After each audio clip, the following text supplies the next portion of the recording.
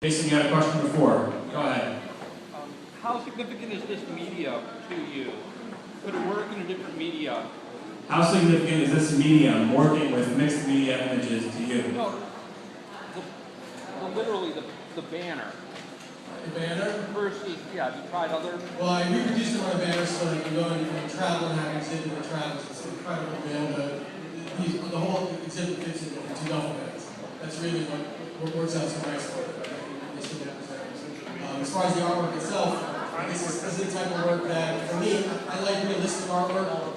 You don't have the dexterity necessarily to paint this. Working it digitally, I was able to be able to capture what I wanted to do. Any other questions? Yes, go ahead, Ari.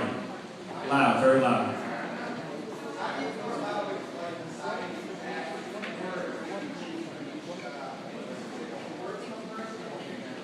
That's a great question. These words came after because I decided I'm going to have these exhibits and I have to in some kind of context. But I originally started out, since I was more in the art field, doing the artwork first. And I realized quickly that whatever art I had in mind was always, it just wasn't enough. When I went in and did the writing, it took me much deeper. And I had to always redo the art. So after the first few, I did the writing first, and then I worked on the art. The art sometimes enhanced the writing, but it never completely got rid of it. But I think much more in those literal terms and instead of visually, it works very well for me that way. We're going to take two more questions. Two more questions? Or one more question?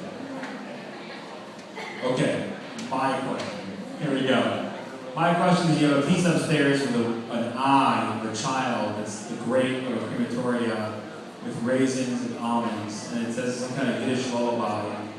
What's that about? Because that's super disturbing. That one deals with, again, I mentioned that the gas chambers for me, I remember going into that. So that one is, the actual eyes is my daughter's eye, and I took a picture of, and she's named after my grandmother, so the significance there. They say that the cyclone bee actually smelled like almonds. And there's almonds in this Yiddish lullaby, the raisins and almonds. It's a mother's hope for her child's future, and it's spooky when you hear the words of it, and it was probably sung to me by my grandmother and my mother's son who was alive.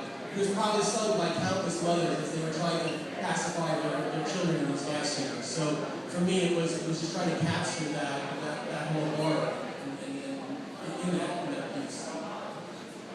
That seems like an appropriately horrific ending for an amazing evening. So thank you all for coming out. Thank you for joining us for Torah and Cat Special Edition. You can go over there, stand out with. We'll be selling this beautiful book with all his artwork. We'll be signing his books. Please go back upstairs, enjoy, hang out, eat, drink, make merry. For tomorrow you will thrive. Thank you very much. Chaim and Mazel Tov.